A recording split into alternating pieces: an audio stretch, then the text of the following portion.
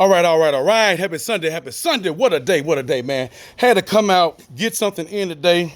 Man, couldn't just sit in. We had a live stream today for service and everything, man. But hey, we hope everybody was able to get a little something in from here today. We ain't gonna hold you long, man. Got in out here on the steps today. We done something a little bit different, increasing our breathing ability. Since the swimming that I've been doing, it has helped on the steps. And I can tell a difference even when you're on this hill over here. Trying to get ready for that hill too. Man, I'm trying to get ready for this heat. But hey, folks, stay up out here. Just trying to encourage some folks out here. Try to motivate everybody to stay up. I know it's some trying times out here. We doing some things, and we're trying to cut down some of the spread. And you know, it's strange how I come into contact with a lot of people. A lot of people even on Messenger. Some folks call me up, and they ask me, say, Clay Brooks, he said, man, I know you're motivating folks, man. I know you do a lot of stuff, man. He said, but let me ask you something. Are you afraid? Are you scared of what's going on out here? Did it bring you a pause to what's happening? I have several people that ask me that. And the truth is, this is the God honest truth. This is on my kids. I have not been afraid. I have not been scared. What I am concerned about are people that's having families being affected by this. It's a different feeling when you see other folks suffering and things like that. I've been close to death several times, and some of you all have too. You probably just ain't paid no attention to it. When you flying in the air, you can go down at any time. You riding in these vehicles, and you can get hit any time. Yeah, that sort of thing happening. When you're on the operating table, when you're having small procedure, I'm talking about very small procedure, and you have to use anesthesia. Man, you're on a small thread of being dead. I hope when the chaplain had to come and see you before you have your surgery and let you know how critical it is, you're on a small thread. You close to death right there. That's why a lot of folks don't want to do surgery. I mean, I done had plenty of surgeries. 2 sinus surgeries. Yeah, 4 knee surgeries on 1 knee. 1 knee surgery on the knee. Oh, yeah. There it is. All anesthesia, baby. I've come close. Been in some close situations with death. And that's been some time span. We talking about 2000 and on up. But any time that you're going from point A to point B, you're on a journey of some death somewhere. But you've made it and you survived. And I understand that. And I understand this situation. But my thing is this. I understand him. That's where my power comes from. I used to have a fear. And I think I've shared it with you guys before of death and things, man, and how to recover from something like that. How do you escape it? And the humanistic thing is, the fleshly thing is that you want to hold on to this life. That's the natural man. But when you start getting more spiritual, the natural man become less interested in what's going on. You start to realize, like this is why I use this concept, the blue pill and the red pill. You start to realize that some of us is in the matrix still, and it's not real. But the real stuff, the red pill it's real stuff that's going on. That's how the demon confused a lot of folks. He make you believe you got plenty of time in the world, and what's permanent is the afterlife, and he tell you what's permanent is temporary, which is this life. So we bank all our stuff in the temporary life, which is the blue pill. And what we should be banking on is the red pill. That's the permanent. So the demon, he wants you to believe that what's permanent is temporary. And what's temporary is permanent.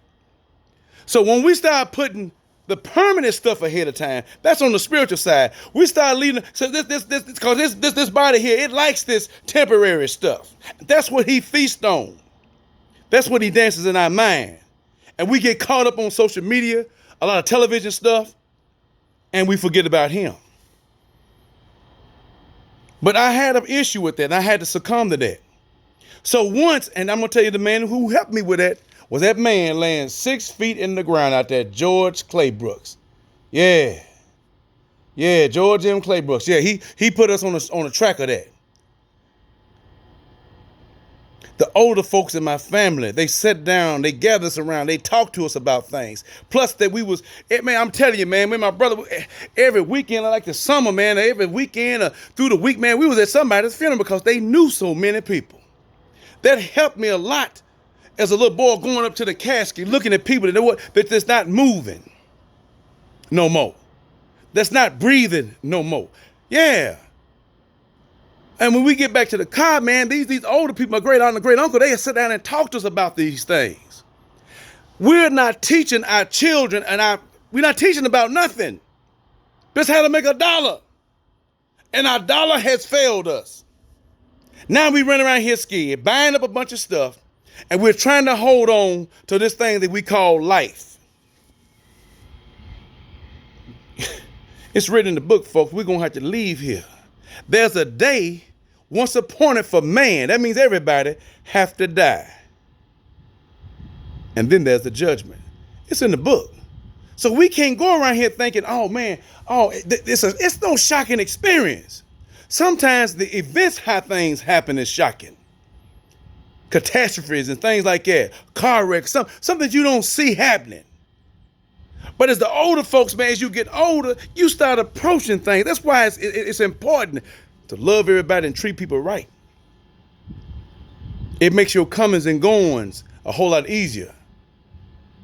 And they always say you can't go wrong doing what's right.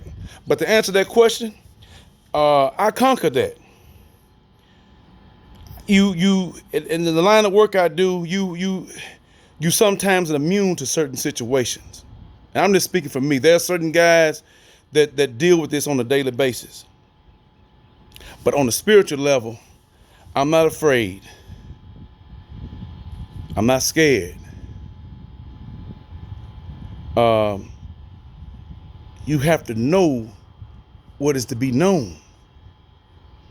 And that's not to bring a doom and gloom to nobody, man, because see, to be able to have that strength, you got to know something else is going to happen.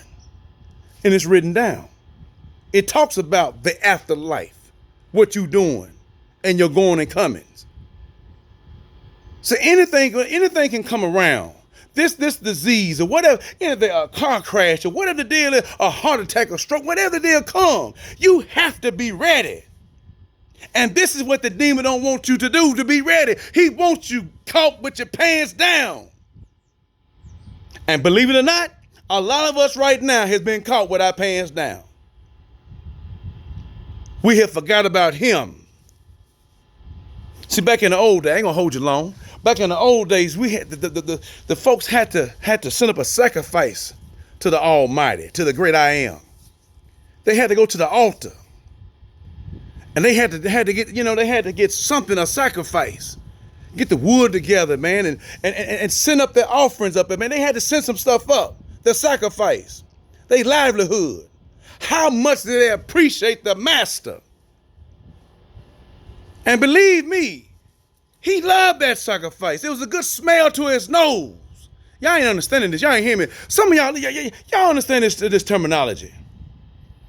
Barbecuing. Smoking some meat. Yeah. Grilling.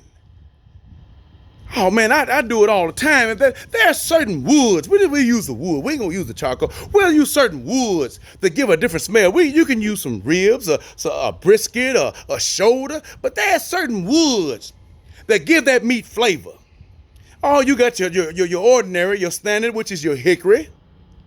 Yeah. Oh, man, then down in Arkansas, you got that mesquite, man. Oh, it's a different smell. Oh, man. Then you got your cherry wood. Your apple wood. Oh, yeah.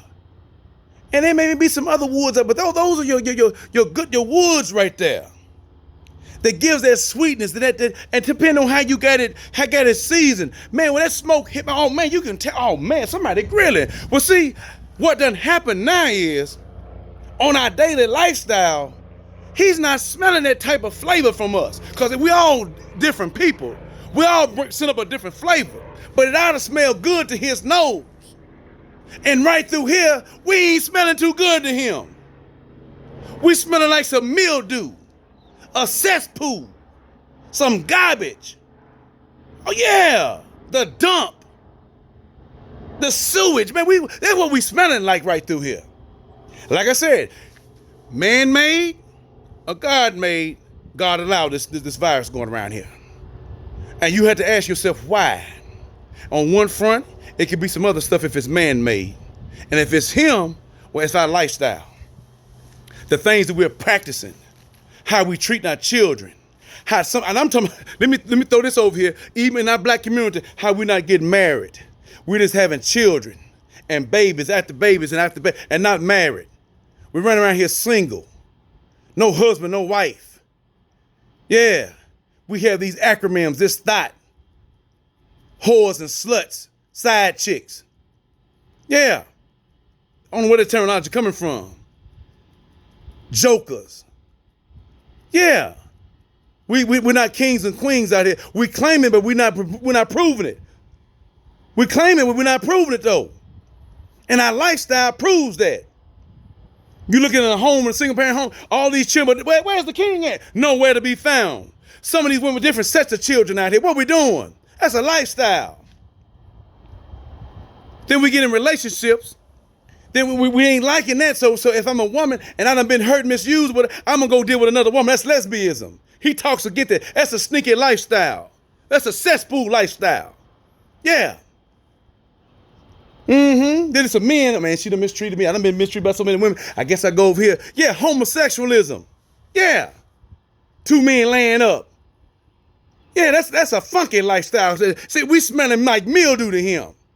Our children out here dying, getting killed, getting murdered, getting chopped up, thrown in the freezer, getting burned up in the car, getting tied to the bed, getting smacked around. Some of our children getting raped by our biological parents. Yeah, aunties and uncles are raping them. Keep it on the down low, family secret. That's stinky to him. That's funky to him. Racism out here. We hating somebody because of their skin color. Yeah, we're going to do certain things to knock them down. We're going off into church houses, shooting and going on. Going into school with innocent children, we shooting and going on. That's stinky to him. That's funky to him. That's foul. It ain't a good smell to him. Yeah, Wall Street folks stealing from the middle class and the poor people to keep themselves looking good. That's stinky. That's funky to him. That's a bad smell. We done took him out of school. We can't even put our hands together and pray to the master no more. No, we can't do that. On workplaces, we can't even talk to the master no more. We can't do that. That's stinky to him. We done took him out of everything. And now, how is he pleased with it? See, we smelling bad right through here. It ain't a good aroma. Even in the church house, we letting a bunch of garbage slip in. Everybody's scared to say anything about what's right. Man, you're going to stand for what's right. A fall for everything that's wrong. That's how we smelling. We're smelling funky. We're smelling nasty. That's what we smelling at. We ain't smelling good right there. And he's tired of this stench. We're around here doing a lot of stuff. Having sex with animals and stuff. Come on, folks. All parts of the world. All this mess going on. Yeah. We swinging with each other wives and husbands. That's mess to him. It's stinking, it's foul. So what has to happen? Again, either it's man-made or God-made. He is allowing this to happen. Look, folks, let me tell y'all something. This is not nothing.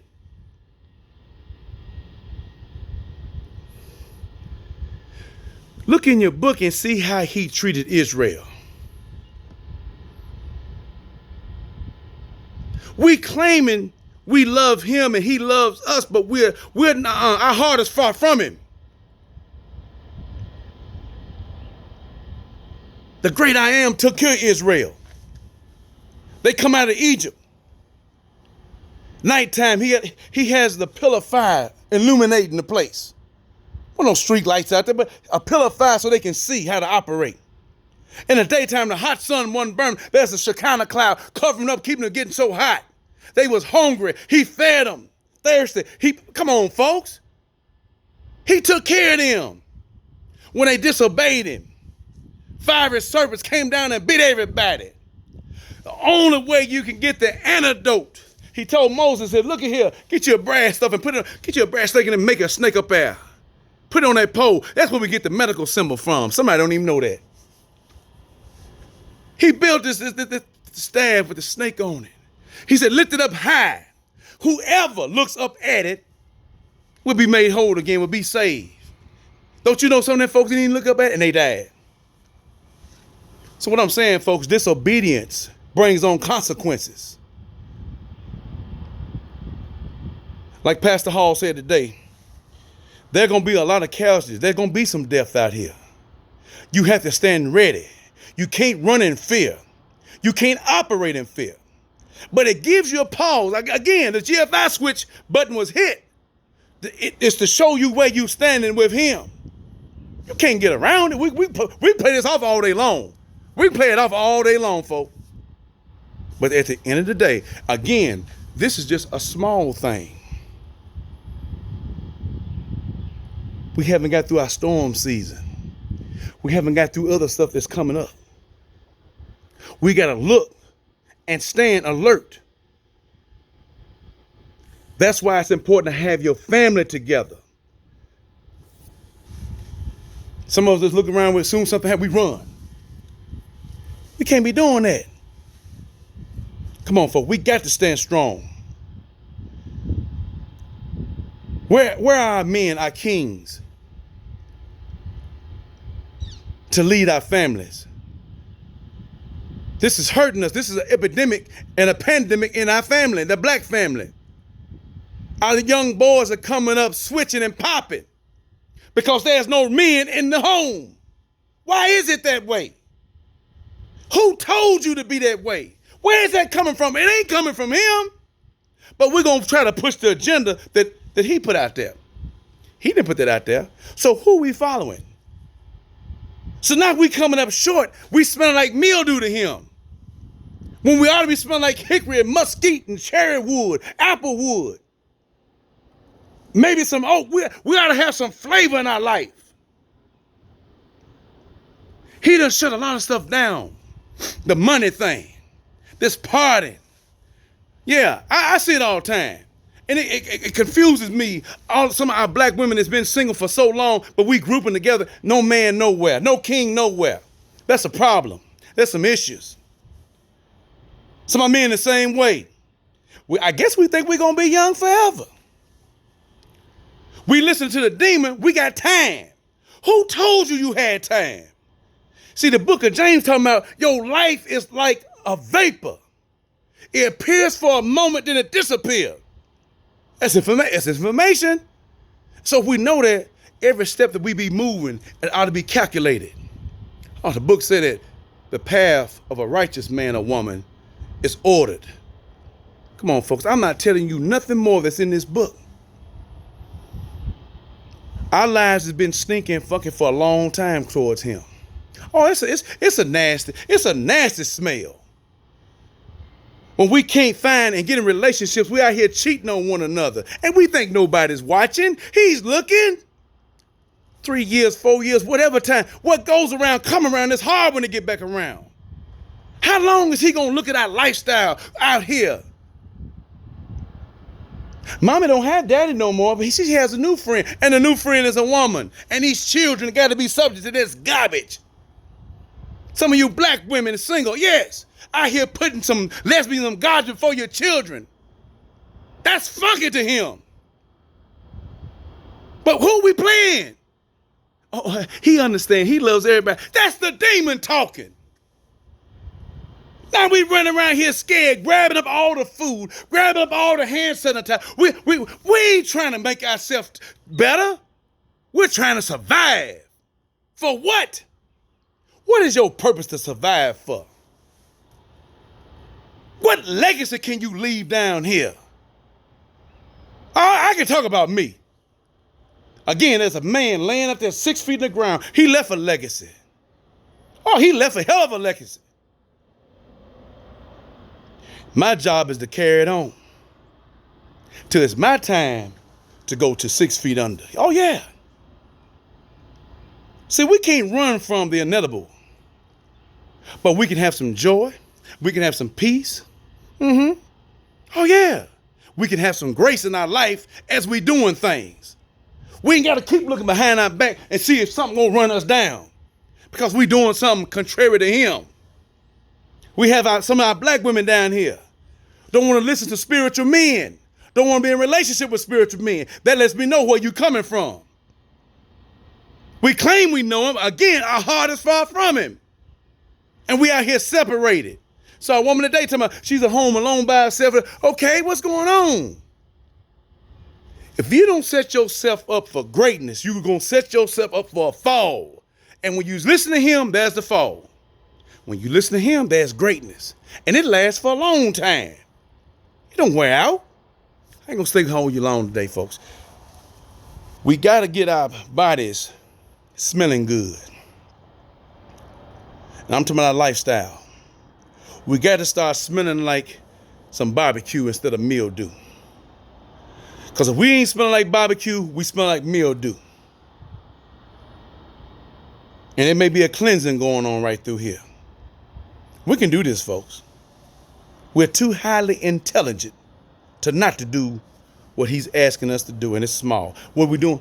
He asking us to love one another for one thing. Once we start loving people for real, yeah, on 100, once we start loving folks, some of this other garbage is going to leave out. Once we start practicing what he's talking about in this book, some of this other garbage is going to leave out. Once we start standing for what he's talking about, I'm talking about even the church house. Quit being scared. Family members, we scared we're going to hurt somebody's feelings. Death don't hurt nobody's feelings.